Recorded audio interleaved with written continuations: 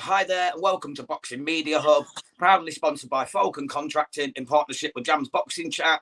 I'm delighted today to be joined by Stephen Newns Jr. How are you, Lee? You all right? How you doing, man? I'm not bad, thanks. Good, man, good man. You made your debut this month, didn't you, on the 17th of May?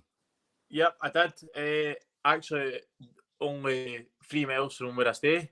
Because obviously there was a lot of delay in getting me started, and then to have it only 3 miles from the house was, it's mad how it's the way it's happened, So, but no, I'm glad to get going. I was in with a live opponent, someone else that's having a debut as well, and I've got another one on the 8th of June. So, yep, happy to keep active and get straight into the way of what pro boxing's all about. Yeah, definitely. You got the win on that first one, didn't you? In over 4 rounds. I don't know if I'm going to get this name right, but it was against Elliot Bagbe. Is that correct? I think so. I don't actually know myself, to be honest. I just knew it was Elliot. No, I spoke to the lad after. It seemed nice, but that was him. I had a decent, tricky lad. He was southpaw. It was hard to land on, but it was obviously a bit of an activity for myself as well. It's different from being in the gym to actually being under the lights. So, it was good to actually get in there. And once I was sort of 2 rounds in, it kind of everything just fell into place and I performed better. Brilliant, brilliant. Do you know who your opponent's going to be on June the 8th? I don't. I think it'll either get confirmed today or tomorrow. So I'm looking forward to finding that out. But I know I've got the slot, and I've got a good wee crowd coming to watch me. I've got a lot of family down in Salford anyway, so they're travelling to Oldham's easy for them. So no, I'm looking forward to it. And a lot of people from Scotland are making the journey down as well. I'm grateful that I've got some support because everybody's been starting my pro career. So no, I'm delighted to get going now. That's fantastic, mate. Yeah, at the moment, Fraser Wilkinson is the current Scottish champion after he won the vacant title, didn't he, against McGibbon? Is he a fight you'd look at soon? Thing is, though, I think Fraser's moved up to, what is it, 160? Yeah. Oh, are you not fighting middleweight? No, I'm super welter. I know it says on BoxRec I'm middle, but because I weighed in over the championship weight of, I think I weighed in at 155 pounds. I was only 0.4 or 0.5 over the championship weight for super welter. So, but no, listen, I don't have any sort of names or anything personal like for fights or stuff. I'm willing to box anyone. I boxed the highest level in the amateurs from Olympic medalists, European medalists, world medalists, and actually got the win against a few of these guys as well. No, I will compare it super welterweight. I made it comfortably. I made the weight comfortable there for my debut, and I'm still, I wouldn't even say I'm full-time boxing yet. I'm still working side, but when I'm fully fledged boxer, I'd even look at, even dropping another weight down to 147. I'm finding it that comfortable. I wouldn't see any reason why to move up to middleweight, 160 pounds. What's that in kilos? At like 73. I think. Nah, I wouldn't even think of doing that. But listen, if to fight or anyone in Scotland or that, it would need to be at my weight category. I wouldn't just go up to suit someone else. Yeah, fair enough. That's the best way, mate. Stick at what you know and what's best for you, isn't it? It's your career. That's it. I know. I've got complete faith in my manager as well, Kevin Marie, and my coaching team as well. My dad's also involved too. He's got my best interest at heart. I've also good S&C coaching as well. I don't have any names or targets personally just yet. I've been waiting to get started as a pro.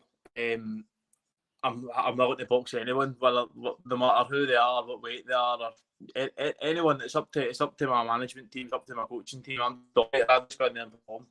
Yeah. To touch back on your amateur career, Stephen, you was Scotland elite champion. You've went to two Commonwealth Games, haven't you? That must have been an amazing feeling to go to Commonwealth Games representing Scotland. It was good. Great experience, especially getting to do the Gold Coast in Australia as well. I'd only just made it into. I only started boxing as a senior that year when I got selected. All the build up, the preparation, and everything around the games as well, the media, things like that. was fantastic. And then obviously the Gold Coast, Australia. Like, I don't know if you've been, but what a place! Fantastic. Loved it, man. Loved it. We spent a good 4 weeks training camp out there, like acclimatised, get used to the time zone as well. And I had a decent wee run in that competition. Got to quarterfinals, just missed out on a medal. And then obviously I went to Birmingham. I lost in the first fight, on the split decision against another Olympian. So I'd boxed against 2 Olympians in 2 Commonwealth Games and lost in close fights. So the standard's high, but and missing out on the medals, it at the time it's devastating. It's all you can think of. But reflecting back now, those experiences, and not just the Commonwealth Games, all the competitions, training camps that I've been took on with the national team, put me in great stead. I'd say for adapting to professional boxing, and I'll display that throughout my career. Definitely, mate. Yeah, it's going to be an exciting journey watching your career, to be honest, because you've got some slick skills. I'll tell you that. You really have. I've been watching. I appreciate that. I do understand, though, like, it is a different sport. I still need to adapt, and I can't just box the same way. That goes like for everyone. Like, just because you're a top-class amateur, if you're going to box the same way as a pro, you need to adapt. I'm still learning, still doing a lot of training with different pros, coaches, sparring a lot of pros, and still learning. I'm keeping my ears and my eyes open to this new styles of boxing, and what I'm good at understanding myself as a boxer and what I can do as a pro. And I believe I'll do really well. Switched on, and I keep myself in good shape like pretty much all year. So that'll put the longevity into my career too. So. Yeah, brilliant, mate, brilliant. Who would you say was the best amateur you ever fought? Who was the best, like the hardest fight you had in the amateur game? Hardest fight? A good few hard fights. I would say the best opponent rating-wise would have been Pat McCormack. I boxed him in the Belgrade Winners Tournament in Serbia, and I think that was only 3 months before he went and got a silver in the Olympic Games. So it was in his prime. But I'd done a lot of sparring with Pat before that, so I knew how to sort of approach the fight. It was like a cagey affair. But the tough fights where I've come out absolutely knackered, and I've either been trailing in the first round and had to come back and put a shift in for the second and third. I boxed a Moldovan in Poland, and it took me about half an hour to get onto my feet after it, but I managed to get the win. I managed to dig deep, but because of how my tactics in the first round weren't working, so I just had to change that up, press the fight, and I've physically wise, like putting the pressure on. I'm very loads of endurance as well. I can rely on digging deep and pulling back fights, whereas in professional boxing, sometimes you don't need to go chasing it as much. You can maybe give up a round and catch up later in the fight. Say if you're doing like an 8 or a 10 rounder. So no, I'm looking forward to that a bit more, because I feel like 3-3's done really quickly. I want to use because of my endurance. I know I can last going 8 rounders very soon. So I'm looking forward to that and making it more not just like a chess match, but like a technical boxing affair. I'm looking forward to that more than and high intensity 3-3s and it's done. I love the opportunity to play how clever a boxer I am. I don't feel as if I've managed to do that as much as an amateur, but I had a good amateur career. I had over 100 bouts, boxed a lot of top quality guys, and won a good few medals abroad. So, but now it's time for the pros, and we'll see how far I get. Yeah, definitely, mate. Did you watch the Tyson Fury Usyk fight the other night? Oh man, I was on the edge of my seat. Honestly, unbelievable, wasn't it? And, I feel like Tyson Fury had it in the bag, and people can say, "Oh, he was showboating and stuff like that." He never get caught when he was showboating though. Like that big shot was that in the 8th or 9th round. I think it was in the 9th round.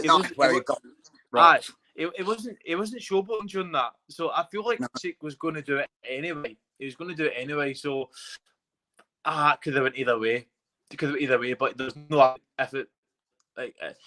I don't think the Usyk camp could have argued if they never got it or it went to a draw.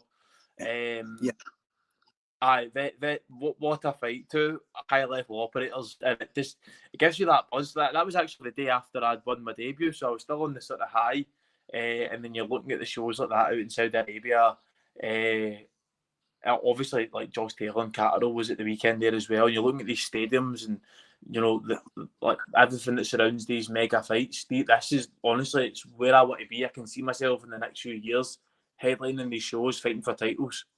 Yeah, definitely, mate. I can see that too. Who would be the dream opponent? Say you got a big fight in Saudi in 2 years' time. Who would be the dream opponent that's current at the moment? Whoever holds the world title. Oh yeah. Who would it be? Obviously, if I'm going to box at super welterweight, if that's where I end up rolling down the line of, and you've got this Crawford and Majimov fight coming up. Yeah, and I watched a lot of Majimov as an amateur as well, and I knew he was top draw. And it was actually he was a 75 kilo boxer as an amateur, and he's come down to 154, like 69 kilos as a pro. I think it'd be cool to box one of them. Crawford, I've watched a lot of Crawford, how he takes his time, sets his up. I feel like I've learned a bit as well just by watching and learning, instead of like rushing your work and forcing things, like settling down, taking your time with it and watching what your opponent does, and then capitalising on the mistakes, maybe like in later rounds. So I think it'd be cool to box Crawford. Yeah, definitely. That's what most people say at this weight. Then most people choose going to be true. Cool. Well, we're pretty much done for today, mate. Thank you for your time, Stephen. Do you want to give any sponsors a shout out or anyone? I'd be here till tomorrow, but my sponsors know exactly who they are. I appreciate them all. In fact, I'll go through some quickly. Muscle Injury Clinic, been looking after me every week on the build up to my fights. Connect Financial Services, Kensington Repairs and Logistics, AGW Engineering, what am I saying out? Hostile Strength, XP West, Calibre Coaching. I think that's it, and I'm sorry if I missed anyone, but and everyone that's bought tickets off me to come watch me in Oldham, and I really appreciate these. If anybody wants tickets, please get in touch through social media. And thanks to everyone who came at my debut. It was some night, and I'll remember it the rest of my life. Brilliant. Thank you so much for your time this afternoon, Stephen, and good luck to everything you're going to get on with in the future. I wish you every success, mate. Right, thanks very much, buddy. If you ever need to come on and chat, mate, you know where we are, Boxing Media Hub. Yep, that's it. I'll follow you and we'll get in touch again, right? Thank you very much, mate. You take care now. You too, buddy. Bye-bye. Bye-bye.